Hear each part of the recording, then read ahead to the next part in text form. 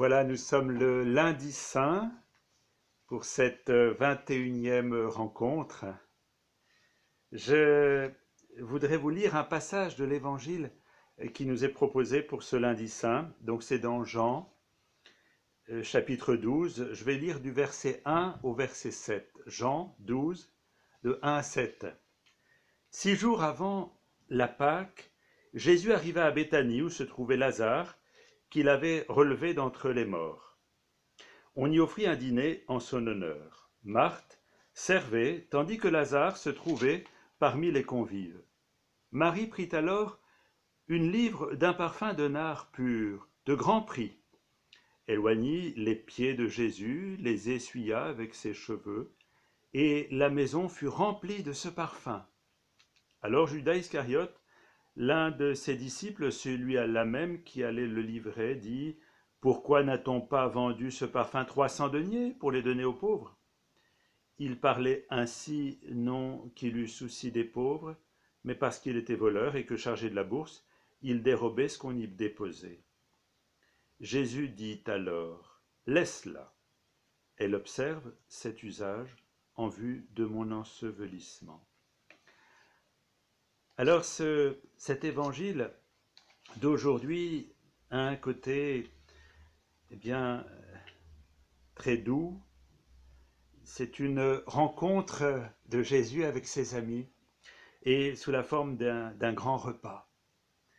Ça devait être un sacré repas parce qu'ils devaient être nombreux avec tous les apôtres chez Marthe et Marie et Lazare, ses amis, chez qui il aimait aller se reposer. Je me souviens, il y avait un monsieur qui habitait il y a quelques années en face de notre oratoire, là-bas de Membray, monsieur Papot, et un jour il vient me voir et il me dit « Oh, maintenant je sais ce que c'est que Béthanie. » Ah bon? Je dis « Dites-moi ce que c'est que Béthanie. » Eh bien, c'était l'endroit où Jésus aimait passer ses vacances. Alors nous avons souri et en même temps, c'est vrai, c'était un endroit où Jésus aimait se poser. Là, il se pose quelques jours avant la Pâque, avant le don total de lui-même. Il se pose dans un repas fraternel et Jésus aime ces rencontres, ces repas. Il y a beaucoup de repas dans l'Évangile. Et puis, il va recevoir aussi ce don magnifique que Marie, la sœur de Marthe et de Lazare, va lui faire d'un parfum de grand prix qu'elle va répandre sur ses pieds. Et ce parfum, l'odeur va se répandre dans toute la maison. Jésus accepte ce geste de tendresse de Marie à travers ce parfum de grand prix. Et vous voyez, je voudrais insister aujourd'hui, pour commencer, pour centrer un peu sur la manière dont Jésus, finalement, ne se présente pas comme quelqu'un de sûr, d'autoritaire, de dominant, mais il se présente avec toute sa fragilité. Là, à quelques jours de la Passion, il accepte l'offrande de Marie, l'offrande de ce repas fraternel. Et à bien des endroits dans l'Évangile, on voit Jésus qui est en attente, qui est en attente, qui est en demande. Vous voyez, je reprends ce verset dans Jean, chapitre 4, verset 6. Fatigué du chemin, c'était avec la Samaritaine, Jésus était assis tout simplement au bord du puits, environ la 6e heure. Arrive une femme de Samarie pour puiser de l'eau. Jésus lui dit « Donne-moi à boire ». Voilà, Jésus est fatigué, il demande à boire. Et puis, à Gethsémani, donc ça c'est dans l'évangile de Matthieu, chapitre 26, verset 38, alors qu'il demande le soutien de ses apôtres qui sont près de lui, alors qu'il est dans sa passion. « Mon âme est triste à en mourir.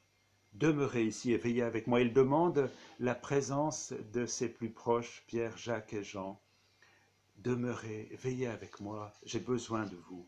Vous voyez tous ces passages où Jésus finalement n'a pas peur de demander. On a quelquefois peur, nous, de faire preuve, de demander. Il faudrait, pour pouvoir être quelqu'un de bien, être totalement autonome, ne plus avoir besoin de rien, ne plus dépendre de rien, être finalement totalement autosuffisant. Ce n'est pas l'attitude de Jésus. Et tout à fait à la fin de sa vie, Jésus sur la croix, eh bien, au verset dans Jean, chapitre 19, verset 28, « Après quoi, sachant dès lors que tout était achevé, Jésus dit, j'ai soif. » Voilà la soif de Jésus. C'est quelque chose d'extraordinaire, la manière dont Jésus a cette simplicité pour dire sa soif, sa soif d'amour, sa soif de présence. Et dans Matthieu, chapitre 25, aujourd'hui, excusez-moi, je vous donne pas mal de références, mais c'est vraiment pour qu'on centre sur cette soif, ce désir de Jésus. Matthieu 25, 35, « J'ai eu faim, vous m'avez donné à manger. J'ai eu soif, vous m'avez donné à boire. J'étais un étranger, vous m'avez accueilli. Nu, vous m'avez vêtu.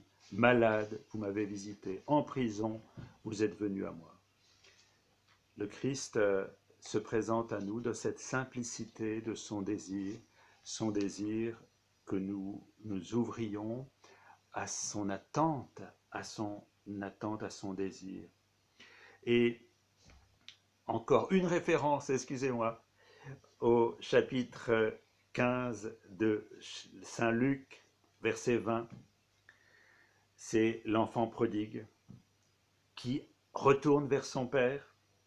Comme il était encore loin, son père l'aperçut, fut pris de pitié, il courut se jeter à son cou, le couvrit de baisers. En fait, si Jésus se présente ainsi dans son désir, dans son attente, dans sa soif, dans sa faim, eh bien, il n'est pas séparé du cœur du Père, et il représente le cœur du Père. Et dans cette parabole, finalement, Jésus nous dit, vous savez, cette simplicité dans laquelle je me présente à vous avec les mains ouvertes devant vous, c'est le cœur même du Père, qui nous attend, qui nous espère, qui s'use les yeux à force de nous attendre, de nous espérer, comme le père de l'enfant prodigue, là, de chez lui, qui scrute l'horizon pour voir si son fils revient.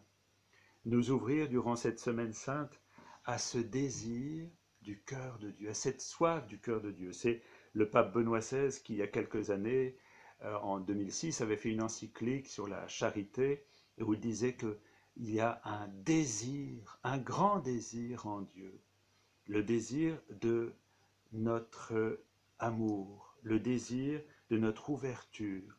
Et dans cette semaine sainte, est-ce que nous allons nous ouvrir au désir, à la soif, à l'attente de Dieu? Et en même temps, est-ce que nous allons accepter, nous aussi, de présenter notre désir, notre pauvreté? Nous avons en ce moment beaucoup, finalement, d'isolement, et peut-être que ça fait renaître en nous une fragilité. N'ayons pas peur de notre fragilité. Ouvrons-la à la fois aux autres en disant notre besoin de contact, notre besoin de parler, peut-être au téléphone, de rencontres, quelquefois qui peuvent nous sembler virtuelles, mais qui peuvent être très profondes à travers aussi les moyens que nous avons de nous retrouver et nous présenter comme le Christ se présente à nous pour recevoir de lui cette simplicité de cœur. Que nous puissions plonger de jour en jour dans cette semaine sainte avec un cœur d'enfant, un cœur qui espère, qui attend, comme nous sommes espérés, attendus par le Père. Que ce soit vraiment la rencontre de deux amours, l'amour de notre cœur qui espère Dieu, l'amour du cœur de Dieu qui nous espère. Rencontre de deux désirs, rencontre de deux amours. Bon après-midi, à demain.